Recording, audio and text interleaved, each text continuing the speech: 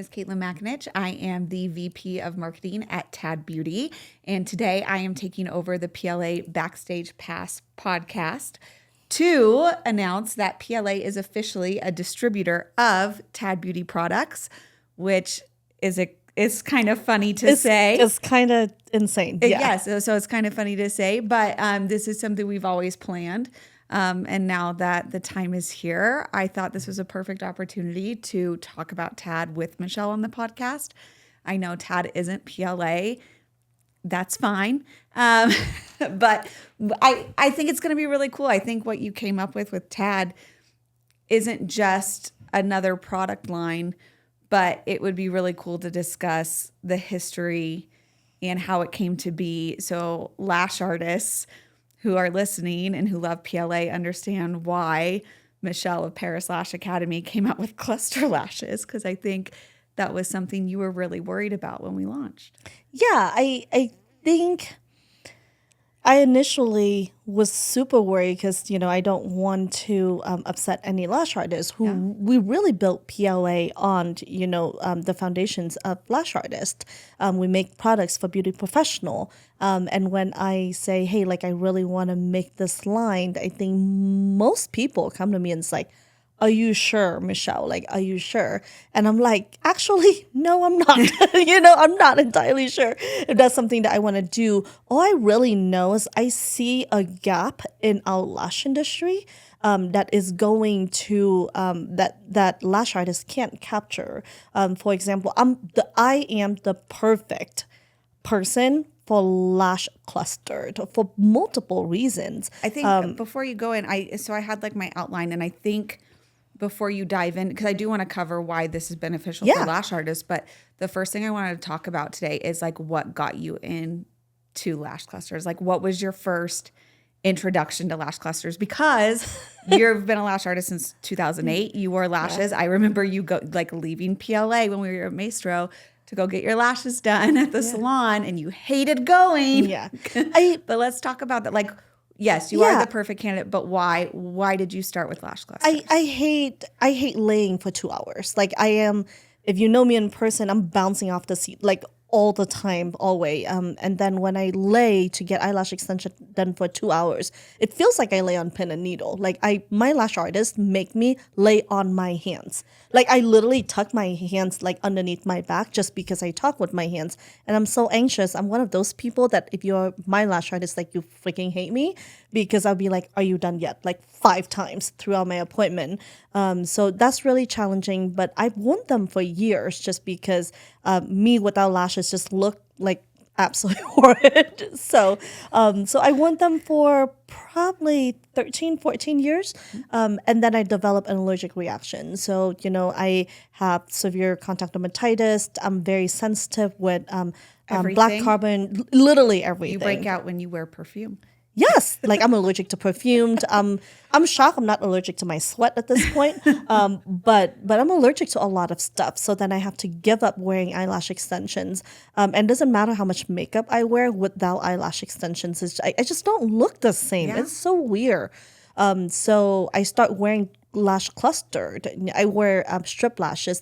Most strip lashes are too dramatic for me. And I'm not great at putting them on every day and, taking them off. So I start wearing lash cluster, and I tried everything out there. And what I realized is majority of lash clusters are really manufactured and designed by not lash artists. So I saw a gap in the market where I'm like, hey, I think I can make these so much better. And I have an idea from when you are a lash artist, you start with classic lashes, and then you go to volumes because you want to give people, more options. And the main thing about volume lashes is they last a lot longer because the fan wrapped around the natural lashes. Tad Lash Cluster is actually built on that foundation. I want to make lash cluster that wrapped around the natural lashes for comfort.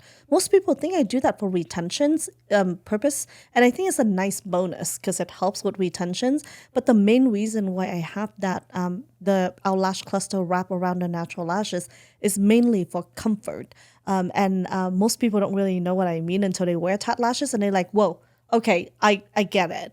They truly are built very different than most other lashes. That's why I think once we develop the product, that's why I actually think lash artists are not as resistant to tat lashes as other cluster lashes, because they could actually take this and apply to themselves, apply to their clients that are like me, you know, and not miss out on that income or that gap in the market. I remember being in your office. I was sitting in the green chair that now lives in my office. And we were doing something. Something random, and you were sitting on the floor. I had a spreadsheet pulled up on your TV, and you were like, what if we did this? And you flipped your notepad around and you were drawing the hooks. Yeah. And I was thinking about this last night, but like when I was writing out my outline of things I want to cover today, you were drawing that right around the same time you were developing ProMade 2.0. Correct. So Correct. So I think your mind was so consumed by the idea of wrapping, but that was also the same time that you started sending samples of our segments to your manufacturers in Vietnam. So you're obsessed with wrapping. You're creating ProMade 2.0 back in Vietnam, but you couldn't create what you wanted for Tad. Why? Yeah. That's actually a really interesting observation. I didn't realize this, but yeah, ProMade 2.0 and Tat Lash segment idea were born at the same time and around the same, concept of wrapping to improve retentions, comfortability. Is that a word? Comfort. Comfortability. Yes. Extra comfort. Extra comfort. But when I sent the lash segment back to Vietnam, at first I was like, hey, I wanted to have a loop that go around We were trying it. to think of something to call it besides Velcro because we couldn't, because that's trademarked. Yes, yeah. So I first want to have a tat lash segment with a loop around it, and then realize that would make it so difficult to actually apply, because you have to make it that the average person who's like really not used to working with tweezers, being really close to the eyes, able to apply them. So we ditched that idea, and then I was just like, hey, what if it has little hooks that goes around it, and hook around the natural lashes, and we file a patent for a variations of the hook where it's straight, where it's more of a hook, where it goes around, so then that way, whatever rendering, whatever version of that we ended up developing would be cover for it. Because again, you're trying to patent an idea and you're like, well, I hope it works, but I don't really know if I could make it. And then I sent it back to Vietnam. Naive, pretty naive. I was pretty naive at, I say, like the first 3-4 months of making tat lashes, because by then I've already had probably 5 years of manufacturing experience. We make the lashes for PLA and other people, and I'm like, that would be like a walk in the park. Like if I can imagine it in my head, I have never had a lash that I imagined in my head and I couldn't make it. So for example, like the Wispy ProMade, we were the first one that ever made the Wispy ProMade, and I'll fight anyone that disagree with me because I remember vividly making a mold for them and all of the things. So I'm like, yeah, I got this.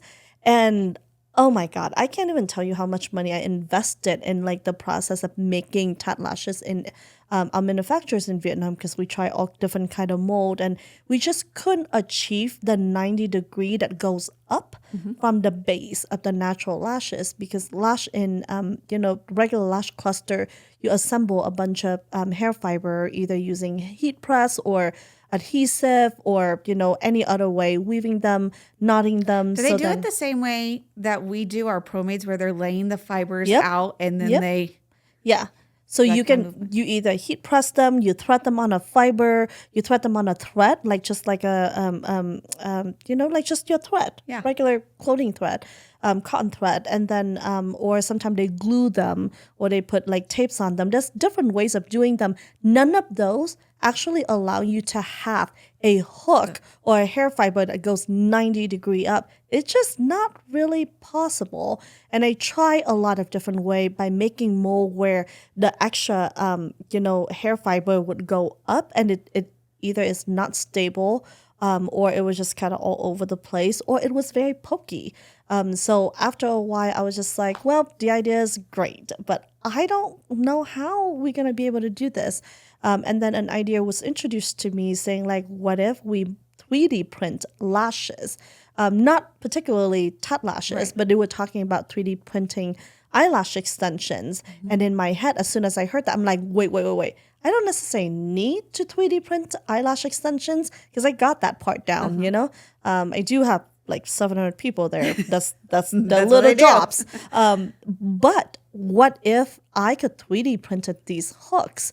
So then that way it would go on to my my lash segment. It would be what I want to make. And obviously it was an idea, it was very rough. There was nothing sure about it, which is like, we think we could do this. And, you know, for someone like me who barely types, who know nothing about 3D printed or in technology, I mean, you know, I can barely navigate a Google Sheet. Yes, that's what I'm here for. Yes. But once I knew that was an idea, we start looking for manufacturings, and we got incredibly lucky with that we found OPT.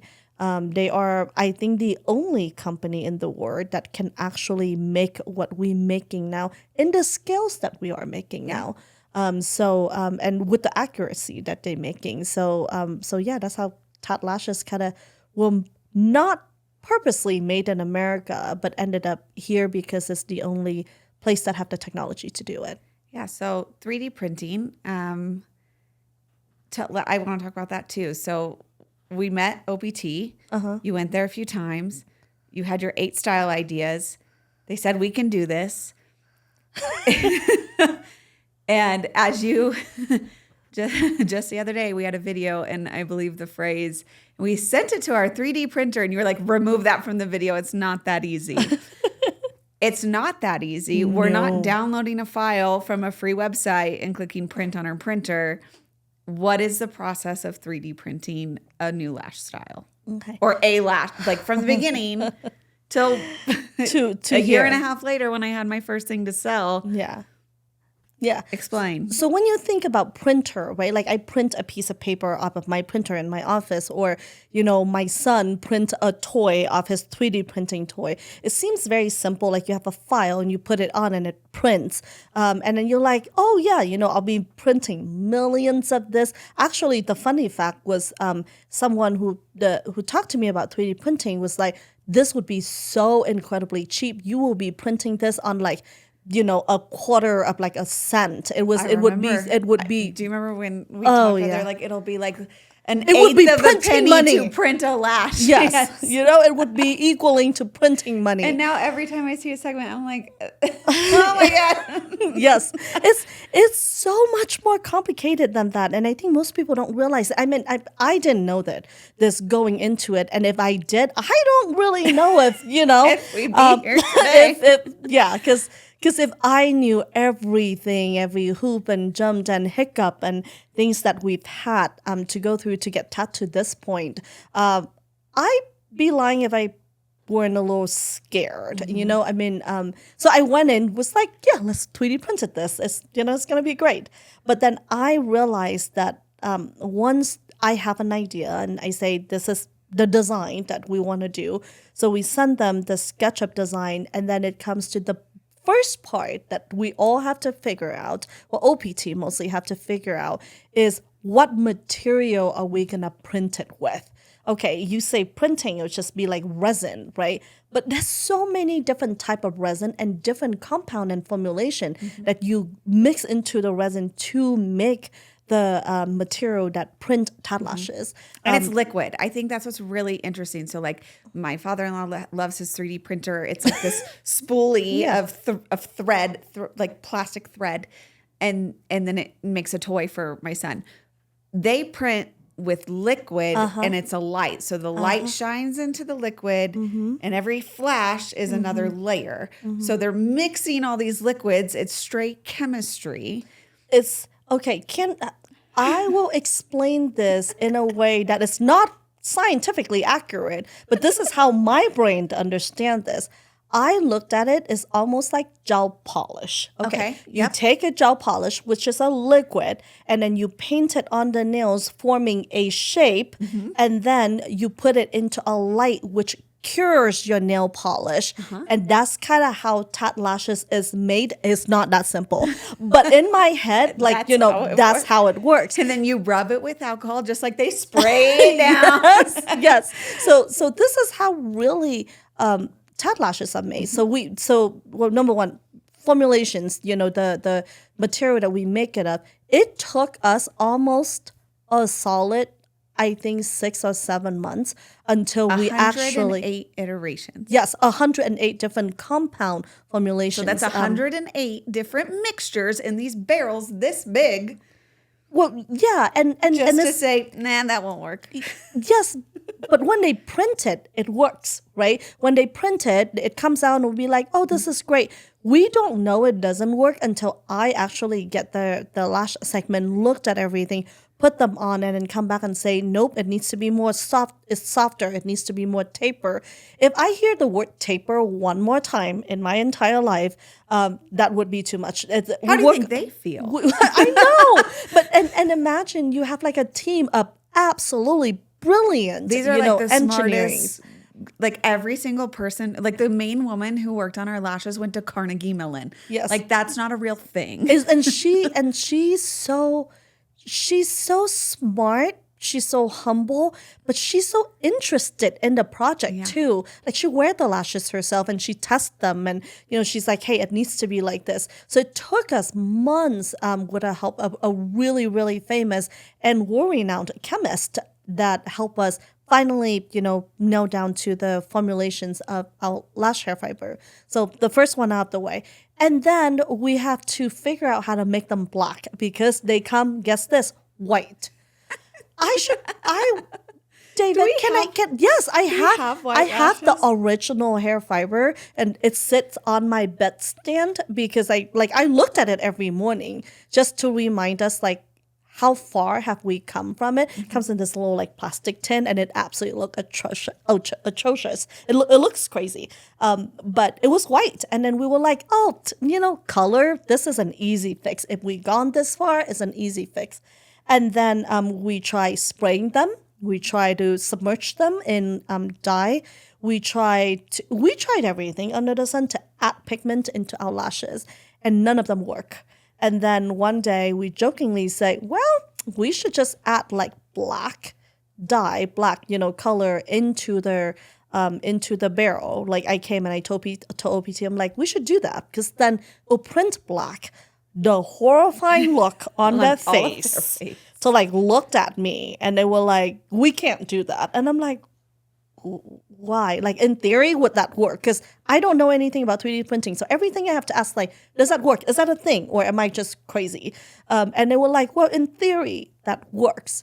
Except for if you pour black dye into the resin and then the machine print black, that machine will forever print black and it won't print any other color because it'll get into every part of the machine. Exactly. And it reminds me of when David and I went to the wax place. Yes. And like they do switch colors with their wax machine, but like when the wax manufacturer prints are pink, then they have to do a whole row of like nothing, and they have all this wax that's mixed colors. Like they have thousands of bags of mixed colors. This is random. Yeah, like it's like because you have to clear the machine, but you can't clear these $1 million 3D printers. You can't clear these printer. And they said the only thing that they could really do is if they would yank the machine, like all the inside part of the machine, except for just the frame of the machine, which then is what make the machine expensive.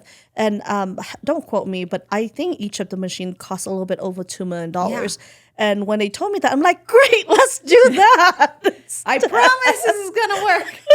And that's a lot of faith for them to have in you. Oh yeah. To risk losing their like it's literally their business is these machines. The really I say business is give and take.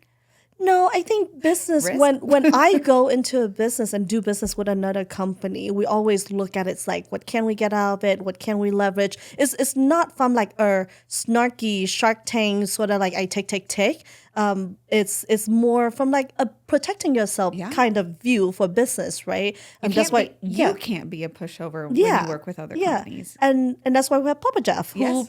doesn't is not afraid to say no. And they also have their version of Papa Jeff, who is Tyler, and he and they have difficult conversations together. However, going into this project for TAT and OPT from both end had some calculations because holy crap, if we make this work, this will be amazing and the first of its kind. But it was so much risk from both sides of the company.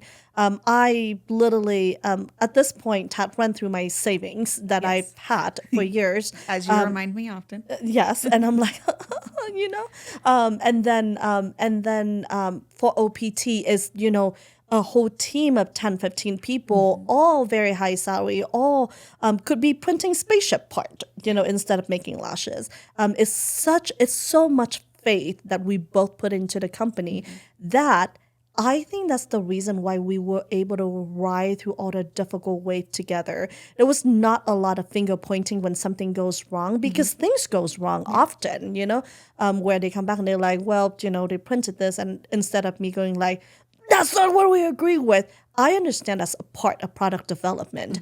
And, where we have launch that didn't happen, it's this around the same time that we told them it would have happened. They understand because they also as invested in our company as as we do to theirs. So there's a friendship between us and there's a love for product development. That's why we were able to ride through a lot of the bumps together. And I have the utmost respect for them because let's be real, they can actually print a lot of cool stuff and make a lot of money. And I've asked Jifei, the CEO, founder, the CEO of OPT, and I said, one day we went out for tea, and I was just like, Jifei, I'm really curious. For me, I understand why lashes because it's my whole life. But for you, why lashes? And he looked at me and he said, I don't really care that much about making money. It's nice, but I want to make really, really, really cool things that have never existed before. I don't think I have ever met someone who have said that to me with so much convictions, and I'm in the business with him every day, and I understand he really means that. That's what I want to do. Like, I want to make really cool stuff, where there's a lot of different way that you make money in the lash industry. Doesn't always have to be risking your life and your house and, and making new stuff that you don't know if people want or not. Often it pays, in a favorable side. Sometimes it doesn't. But that's what I think me and Jifei has so much to share in common. So we don't really care if this works out or make money or not. That's more like your problem. And that's more like Tyler's problem for OPT. For me and Jifei, we were just like, this is so awesome. So I think that's what really got us through here. But yeah, coming back to like we figure out OPT, figure out how to pick the formulations for it. We're figuring out the colors, and then we turn in the designs and we say, hey, this is what the lash we want to do. Then we have to explain to 15 engineer what the lash curves are like, and then how is it tapers, and then try so many different variations until we figure out something that works. For the microstructures alone, I think we went through like over 50 different, iterations of like how it would look, how it would space out, and all the things. So it's not as simple as like I pop it into the printer and I print out. So anyone in my team say like, oh yeah, we send it to the 3D printing. I'm like, no, it's not. It's, it's so much more. And what I've described is fractions of what we've gone through for product development. And then we have to figure out how to cure them correctly. Then we have to figure out how to wash all the resin away. And don't get me started on the whole packaging things. Because it's funny to hear the way you talk about Jifei and like it's fun and it's joking, but I'll never forget one of the first times you came home from Boston, or you might have called me from Boston, and I've known you for like 7 years now, and you said, I've never had more fun than I did this week. And like you had so much fun. You were so happy. You were like, I just got to talk about lashes. I felt in my element. And I remember Fong talking about how happy you were that weekend. Like it's crazy how much work it is, but you love it. I love it.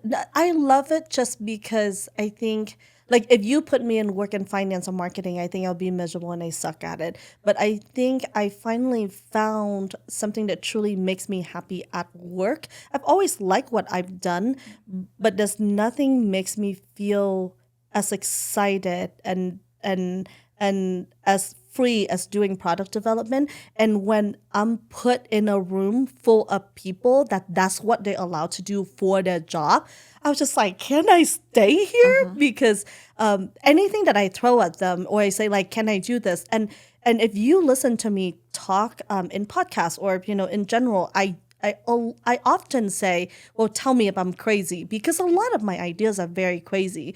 And often people are like, no. I get more no than I get like maybe or yes. And not until I work with OPT where I like tell them all crazy ideas and they were just like, yeah, let's do that. We think we can make that happen. And I'm like, really? So that was very, very exciting for me. And they come back, like right now we're working on their, and I can say it because it's out there, 3D printed eyelashes. And instead of them going like, oh, well, here she goes again, come with all of this stuff.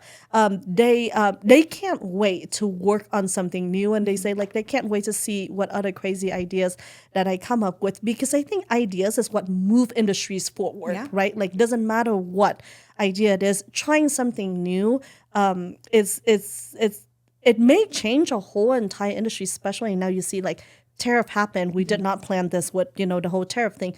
It worked out in our favor because now if it's made here and it's not so heavily relied on human labor, that's another way to scale a business. If you don't rely on people that actually physically doing the labor part for it, you can scale them as fast as you want to be, versus it took us years to train 700 women, and you lose some and then you add in some, and it's a forever training wheel, versus for 3D printed you get to spend a lot of time in actual product development.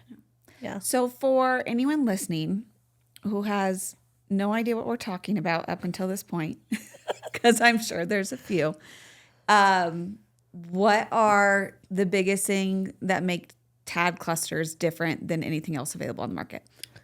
So TAD lashes are mainly different for two different reasons. The way it is manufactured. Yes. So it's the first lashes that are ever manufactured in USA. It's the first hair fiber lash manufacturers that manufactures from beginning to the end minus packaging in the USA. That's number one. And the number two that really set TAD lashes apart is it's the only lash cluster, that actual lash segment cluster that wrapped around the natural lashes. It truly is a hybrid between lash cluster and eyelash extensions. I say that's the two main things that others don't really have. Okay, you forgot about our 3D memory flex technology. Oh, yeah. Yeah. Our lashes has, there's a lot of cool things about our lashes. They bounce back, they keep its shape, keep its curl. They don't really cinch when they get around like, hot, you curl your bangs or stick your head in the oven. A lot of, for lash artists, that's a thing. Yes, that's a thing. I know. Yeah. I talk about it all the time. I know. So I think it has a lot of advantage. And can it get better? Absolutely. Yeah. Like I have people buy TAD lashes and they're like, well, but I think this could get better. And I'm like, you should have seen the first samples I got from 3D printed. And I wore that set proudly for like 2 days until my sisters are like, you look like an idiot, takes it off. But it's gone so far and it looks so much better.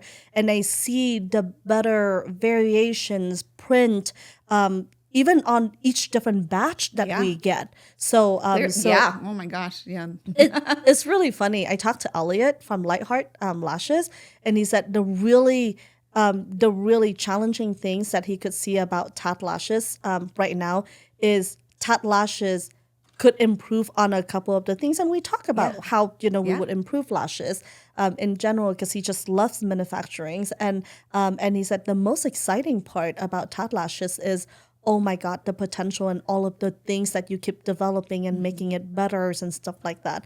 Our lash, when we first printed, was around 150 micron, which is about 0.15, which is big and massive. 0.15 what? 0.15 like hair fiber, like sizes. Oh, yes, okay, 0.15. okay. When we first printed them, so they like were about 0.15 yeah, fans. 0.15. They big, Yeah. big hair. And then now our lash cluster for the bliss lashes that I'm wearing, I'm wearing too. yeah, you're wearing them too. I'm wearing the longest length. Yes, and they 70 microns, so they 0.07. And we can get them to probably about 0.02.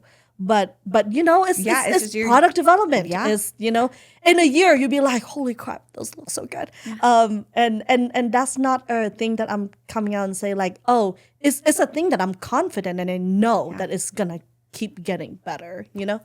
So that's a really exciting part for me. So we started our conversation by talking about how this is beneficial for lash artists who have horrible clients like Michelle. I was actually, when you were talking that whole time, all I could think about was looking at you at your desk doing this. Oh, yeah. Because you are the worst picker I can in the pick world. you know, my secret talent is I can pick the whole entire set of full set of lashes off in like probably half an hour. Wow, congratulations. That's really cool. But so now I already have TAD Pro. I have TAD Pro on my website, and I have been focused on getting TAD in the hands of makeup artists because in my mind, like you're already doing brides, you're doing event makeup, like strip lashes are disgusting. In photos, they photograph really poorly. So my opinion, TAD lashes are like the perfect solution for makeup artists. But we are seeing, because of PLA and the customers that we already have, they're also interested in TAD. So why would a lash artist benefit from knowing about TAD, buying TAD? What are we hoping with putting this on PLA? So number one, for a selfish reason, lash artists are one of the most pickiest people that I've ever met, like in my entire life. Half the lash artists I know don't have lashes. Because we can't find someone that would do our lashes the same way that we want them to. Yeah. Dude, like the amount of people, you go on Lash Forum and you see like, I wish I could lash myself because or I they know, do lash themselves. Yeah, or they do lash themselves, which, you know, but that's because they are so particular. They know exactly what they want. So I was one of those lash artists that people hate because I think I probably try out, not even exaggerating, 30, 40 lash artists in my whole entire life of lashing. And I've only like one person that does my lashes. Little sweet he. Yeah, he. Yeah, she does my lashes. And she retired. She did. And then she retired. And then I'm like, now I'm screwed. And even when he did my lashes, I mapped my own eyes. And I came in and I said, I am so sorry, he. This is, can you do this? Because my eyes, if you, my lashes hide them pretty well, but my eyes are extremely uneven. Yes. I have one eye that's way higher than other and one eye that's way bigger than others. Hello, if anyone knows a good plastic surgeon for eyes, sign me up. But lashes hide them really, really well for me. One of the reasons why I'm addicted to wearing them, but nobody could figure out how to map my eyes. And one day I was just like, I took a selfie of myself and then I start like mapping them. And he does my lashes. Yeah. So when he retired, I was just like, great. Yeah, I can't do them anymore. So for lash artists, most of you guys don't wear lashes. Buy these for yourself. Mm-hmm. So then you have lashes on. You've seen like nail artists that have like terrible nails and then hairstylists that has terrible hair.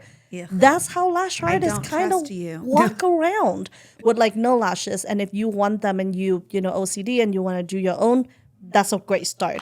And then for the clientels that want to come in and get a fill every week because she needs perfections. I had quite a few of those. And I wish I could just put these on them and then have them go for a week, come back, remove them, and actually put on another set. Those used to be my mini fill. Yeah. So instead of doing a mini fill, I would just switch my clients to these instead. And contrary to what a lot of people say, this is very easy to apply. It still has a learning curve to do. And I would say so we offer a concierge service at TAD, so they can call, FaceTime, whatever, if they have questions or struggles with application. The most calls we get are from older women. I would say Yep. like 60 plus, which I'm so excited they want to try TAD, but they struggle to put it on. Like my mom, Oh, there's yeah. no way my mom would be Yeah. able to put these on herself, you know, No. and my mom barely, like, it took her a long time to learn like how to do makeup on her face, styling her hair. That's a lot of people out there that can't or don't feel comfortable. I prefer that they pop in, you put it on for 15 minutes and then, you know, they just go about their day. So that's another segment of customer. So for the clients that have like contact dermatitis or allergy or very sensitive, instead of losing the customers, because there's nothing that you can do about it, you can't tell them to keep taking Benadryl and, you know, taking lashes They on. put Flonase on Yes, your lids. or no, don't do that. But for those clients, instead of losing them, putting this on them also is a really, really nice service.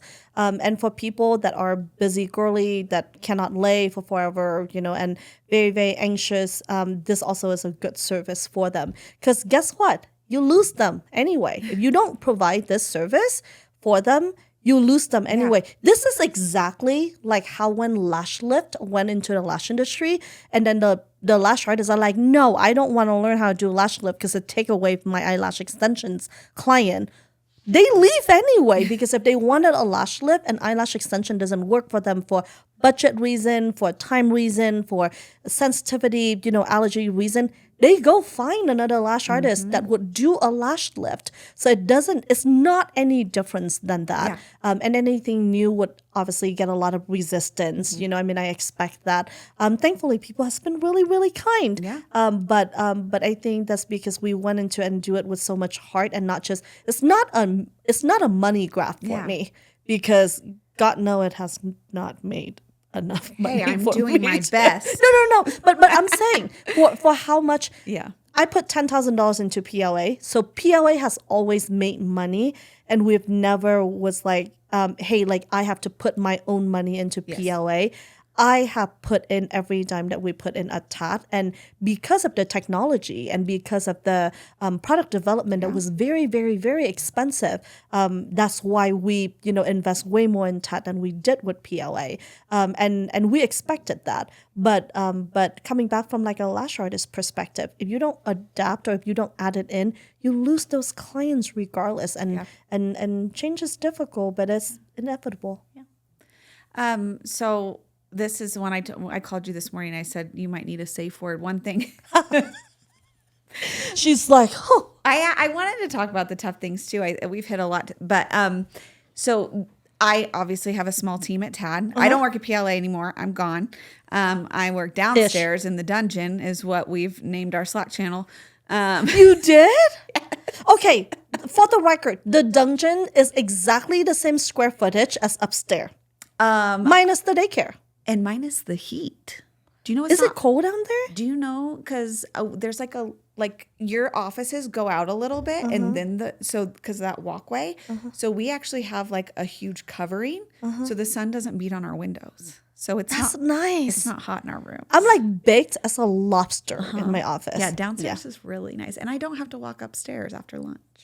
That's nice. Yes, too. I love it. I thought I wouldn't, but I really like it down there.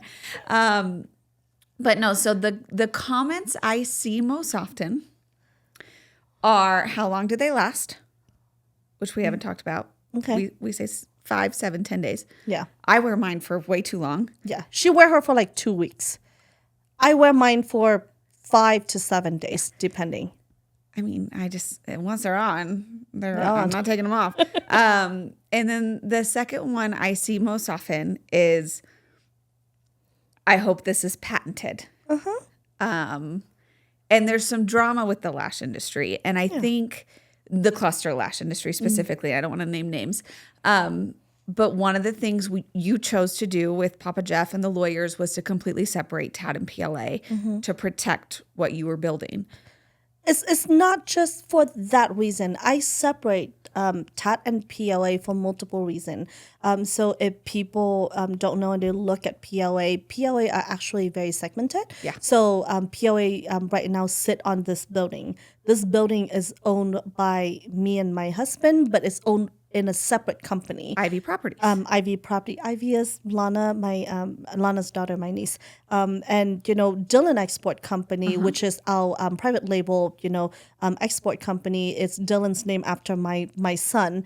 So our company actually you have actually have like 6 companies. yeah, we have like 5 or 6, but Because you that's like a protect your assets sort of thing, right? it's protect your asset, and it also allow you to, if you ever want to sell one, that's an option. So you don't have to separate your finance. For example, if someone ever want to come in and say like, I want to buy PLA, for example, I have the options of selling PLA or PLA private label or the manufacturers or the building that it sits on or private label. Like it doesn't options for, sure, there's more paperwork, but from a company structure perspective, it makes sense and it minimizes your risk. For example, if someone slip and fall in this building, there's insurance that covers it and they can't really take away the building, things like that for safety purposes.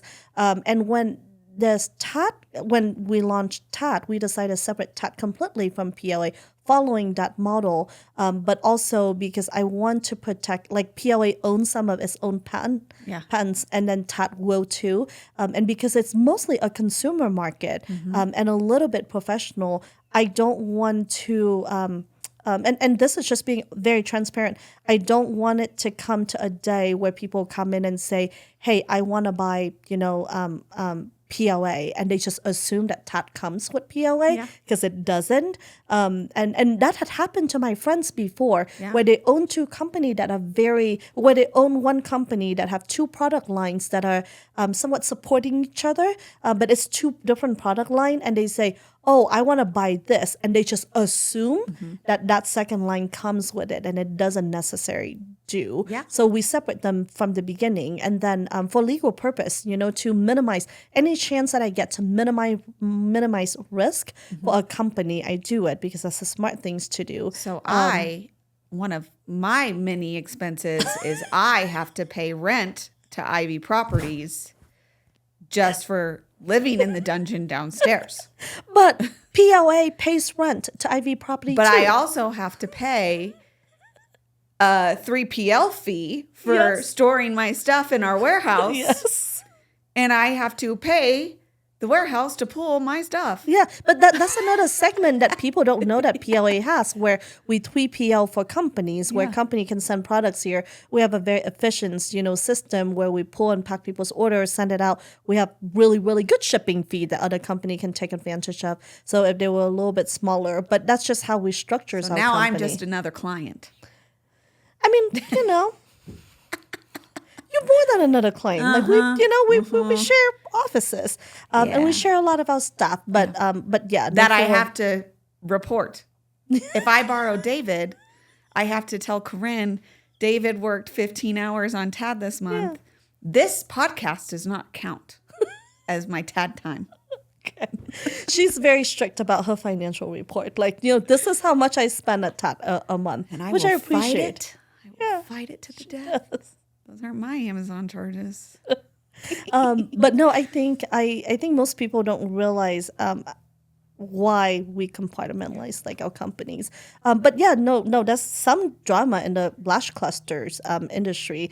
And I've always I used to like not say anything, where I'm like, okay, I'm just treading along and stuff. But I really believe in transparency. Yeah. And I really believe in if you go into it with a good intentions and you are aware, because people ask me like, are you aware of certain companies that have patents? I absolutely am aware of them.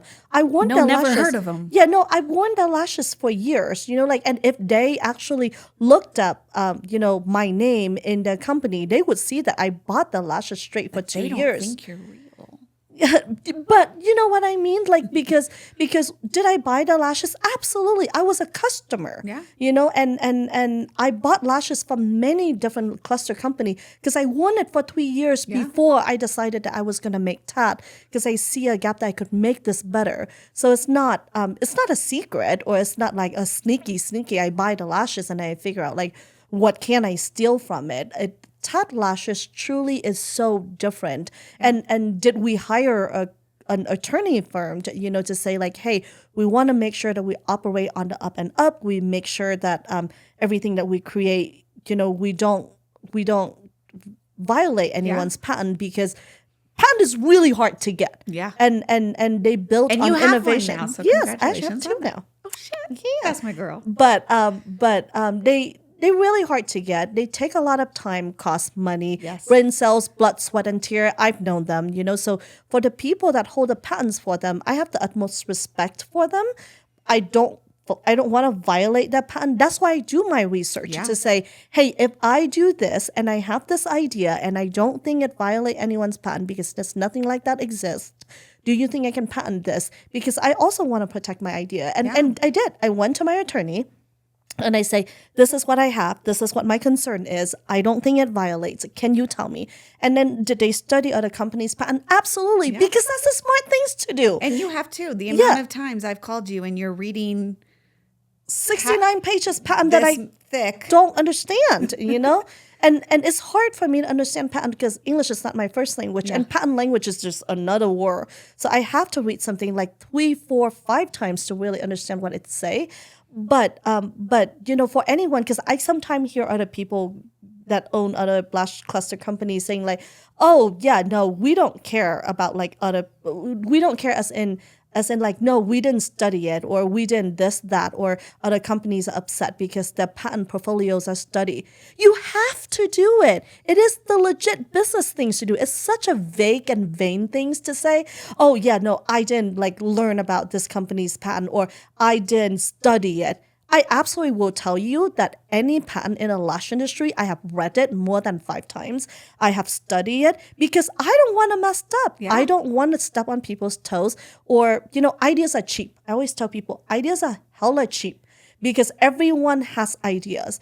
It's the matter of taking your idea and be able to grind through it and make it to be like a reality, an actual product, and get a patent for it. I have so much freaking respect for people that walk that road. So did I study people's patent? Absolutely. I would be stupid if I didn't, because I want to grow my company right too. So sorry, I got a little heated there. I like that. No, I wanted to, and I'm glad you answered it. Yeah. Thanks for being honest. We'll see if it bite me on the back. But my attorney's like, Michelle. We're not bad, so it's okay. You want to play a game? Yeah. Okay. We're going to close out with this game that the team taught me. Oh, God. And Okay, so what we're going to do is called blind ranking. Have you ever seen this on TikTok? Yes. Okay, so so I have 5 things that I wrote down. Oh, okay. And you have to rank them first to 5th. And I can't change them. And you can't change them. Okay. But things you are most proud of. Oh, okay. But I already wrote them down. Okay. So out of these 5 things, what are you most proud of? 1 through 5. Okay.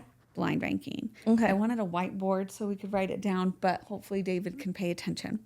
Okay. What are you most proud of? Number. I'm just going to list. Creating TAD.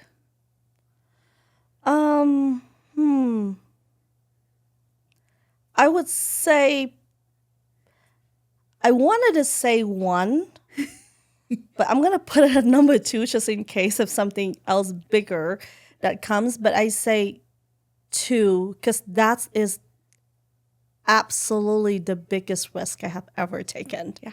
Yeah. Your ProMade 2.0 patent. Oh, I say 3. Okay. Yeah.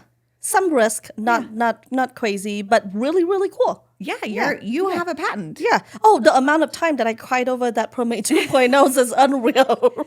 And like do you remember all those manufacturers being like, we can make your ProMade 2.0? And we were like, no, you can't. Dicks. People's a Dear sir or madam, would you like ProMade 2.0? It's the amount of time people comes to me and say like, hey, this is, and I'm like, oh, please don't. Okay, next. Building 5 manufacturers in your home country and employing 700 women. I say 1. Yeah. I say 1. I say that changed my life. I didn't go and open a manufacturers where I'm like, oh, this is going to be, I built it out of the pure need for consistent manufacturings, and and have a little bit more control over manufacturings. But and we built it during COVID, so I wasn't there when it like first happened, and then after COVID opened, and I went back home, and meeting my staff there who run the manufacturers there, the workers there and whatnot. It changed my life I become more and more my mother every day, which is really scary, very scary. As long as you're not telling people they look good today. But yeah. But my mom has the biggest heart. Yeah. And once I went back home, then I realized I could really, really actually make a difference in people's life. And I love our team here at PLA and TAT. But let's be real, like if, anyone here lose a job, they walked out or suck for a couple months, they'll find a job, it's going to be okay. But people there losing their job is a matter of being like life and death. Yeah. It's so much more severe and it has so much more weight. And the amount of money is not crazy in comparison with like what we make here. But it has taken a lot of women out of like a really bad situations, lots of children out of bad situations because their parents now have job. And things like that changes how you look at life's perspective. Because I'm like, I sometimes complain about minor little inconvenient things. And every time I go, this morning. Yeah, the freaking traffic this morning. But every time I went back home and I came back, my brain recalibrate because then I'm like, you know what? Got a pretty cush. It's okay. Yeah. Okay. So your first three are taken. Oh, God. Okay. My next one was nails taking off in 2025. Oh, I say 5. Okay. It's nail was a hobby project that me and you I came to you and I'm like, let's do a nail brand. And you're like, yeah, let's do it. I've always knew that nail would do well. Yeah. I just didn't know how long it would take just because of the sheer like customer base. So we launched November 2022. Yeah. So about a little over. This is year 3. So nails is about 20% of PLA's income. That's insane. It feels. I remember when I was so excited when it was 3. Yes. Oh yeah, nails used to get like one line at the bottom of the report, like 2.5% of what we said. We're like, yes, but PLA's nails is doing really, really good. I can't take a lot of credit for it. Lana, my sister, drive most of the sales for PLA nails, and our amazing content creating team. Matea's is doing amazing. Tiger pick like the most amazing products, and the account, the social media under Matea has really, really blossomed. So I can't take credit for nails. I pick pretty things. Yeah. That's it. But yeah, no, I say 5. Okay. And the last one is me being your best friend. Oh, do you know what? I now feel sad that I put that at 4 because I don't think PLA would get to where it is now without you.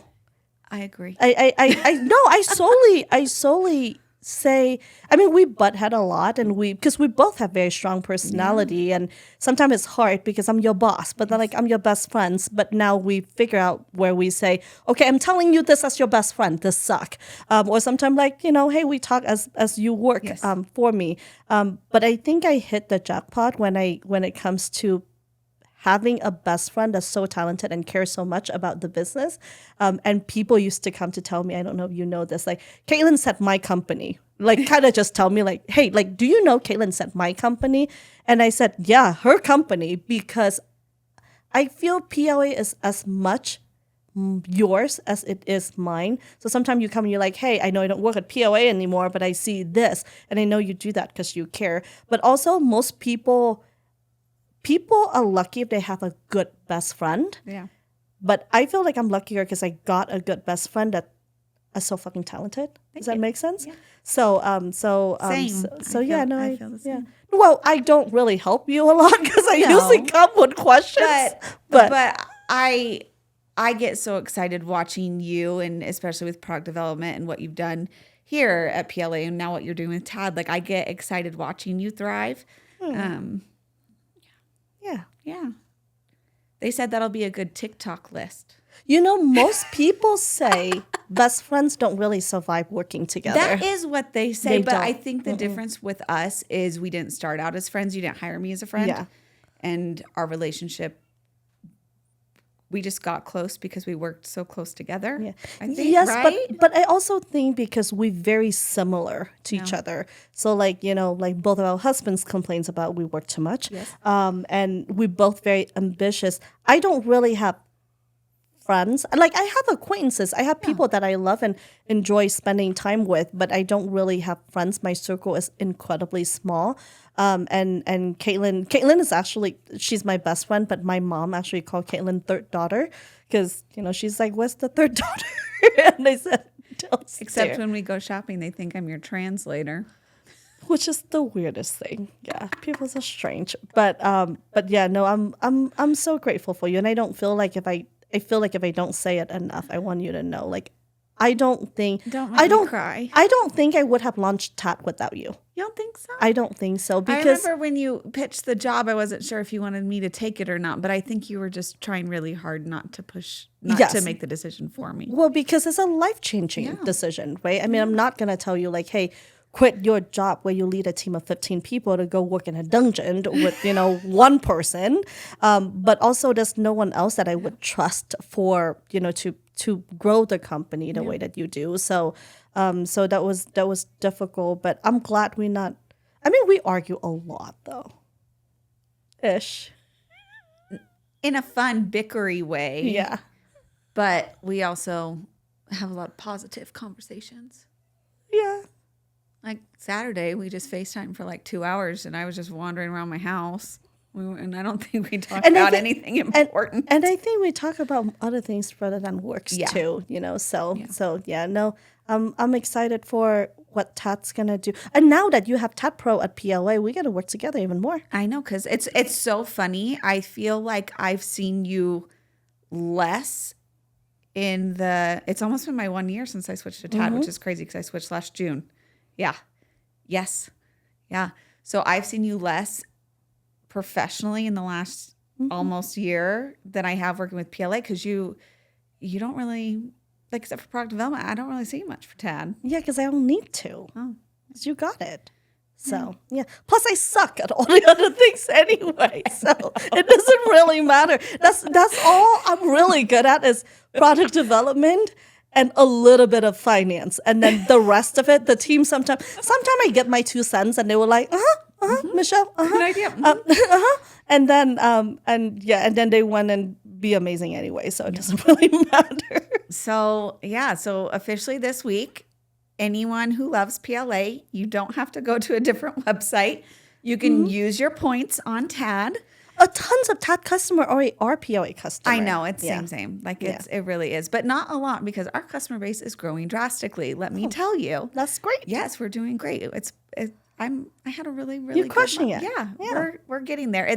I have to remind myself all the time that it is a startup.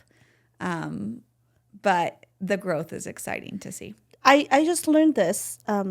We were in the garage for 2.5 years before we moved to Maestro. So technically, we still are in the garage. I say that to my team downstairs all the time. I say that all the time. We are still in the garage. It's okay to get excited about 20 orders in a week. Because remember, I had a meltdown back in January because I was like, I'm excited over 20 orders. This isn't working for me. But to see that we had 20 orders in January and the amount of orders we're already getting out. So it's really cool. And then now, hopefully with PLA, like more people will try it. And the coolest thing about my job is we're selling a product that my customer return rate is so high. Because once they try That's right. Once they try it, they come back a second time. And that's how you know you have something really freaking good. And you have a new style coming. I do. Possibly two.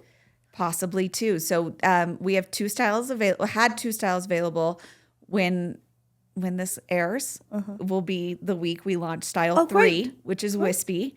And then my favorite one. Yeah, is it? Yes. Okay.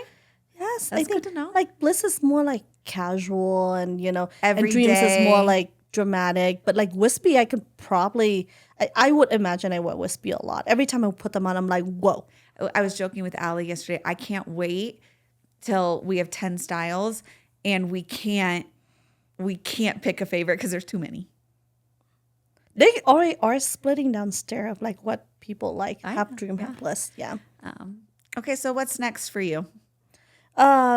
More style Okay. for Tat for sure. And as we getting better and better at this, we getting better at making the style because we do a lot of the hard learning lessons already. So instead of one style per year, actually I think now we'll probably be able to do one style every 6 weeks.